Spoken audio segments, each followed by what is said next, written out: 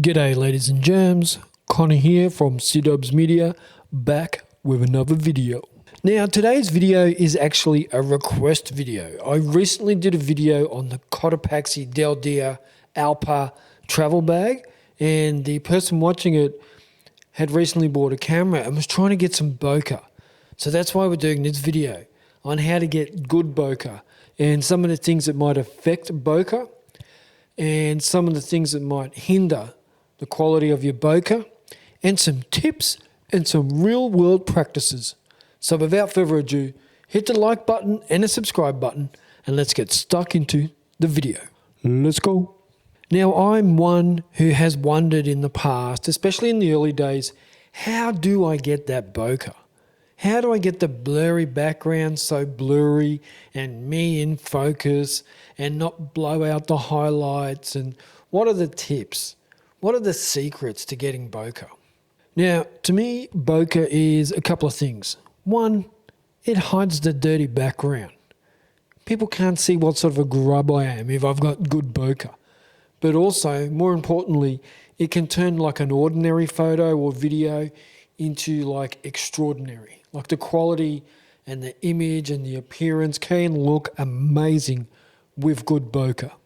And it's not just about how blurry it is, because you can get that effect pretty easily, but it's also the type of bokeh, the shape of the bokeh balls, the shape of the blur, whether it's creamy or not so creamy, or that 3D pop you hear people talking about, whether the bokeh balls have really heavy like soap bubble rings or have what they call onion rings. There's many different qualities to bokeh. So what do you need? The first thing is you can adjust your aperture. So right now I'm filming at f2.8 and this is on a full frame camera.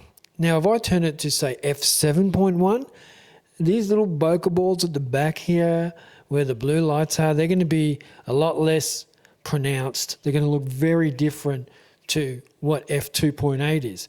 Now I could also film at f1.8 if I put a different lens on, and that's going to make the background even blurrier.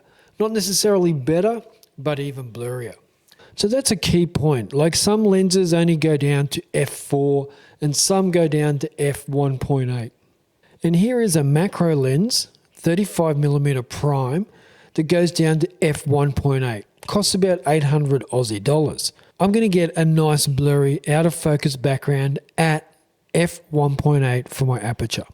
Now another thing that is going to affect the blurriness of the bokeh or the background is how close you are to the subject. So right now I'm sort of halfway between my lens and the background. But if I come right up, the background is going to look even more blurry. And then if I come back, the background is not so blurry. So if you are trying to get good bokeh, you definitely want to get your subject or your object up close to the lens, as close as possible. And then you also want your background to be interesting. So that's why I have this blue light here. Not because it makes me like a trendy YouTuber or any shit like that. It just puts something a little bit more interesting in the background. And same with you old movie buffs from the 80s. You're going to recognize the Goonies logo over here. But it's just a little bit blurry. Not everyone's going to recognize what it is. And it adds something to the background. So that's important. Put some things in the background that give some character to your bokeh. I love doing late night city photography or video because you get all the lights in the background. They're really out of focus and the bokeh balls look amazing, and you might get red, green and amber traffic lights, brake lights on cars. If it's raining, you also get the reflections in the puddles and the rain falling, and you can just get some amazing looking bokeh depending on the background. Let's pull it all together and get some images and videos with some nice bokeh in the background.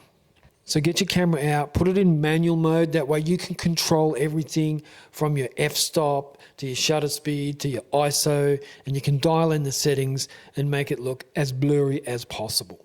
Focus on your subject. Just hone in and get your focus tack sharp on your subject. That will help bring it all together as well.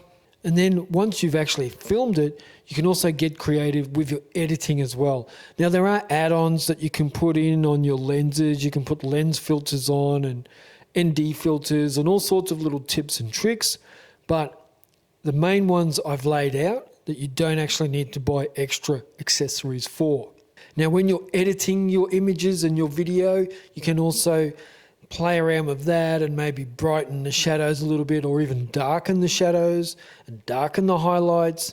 And then that way you might be able to get a different look, and the background can pop a little bit depending on how you edit the image. But it's an option. Play around when you're editing.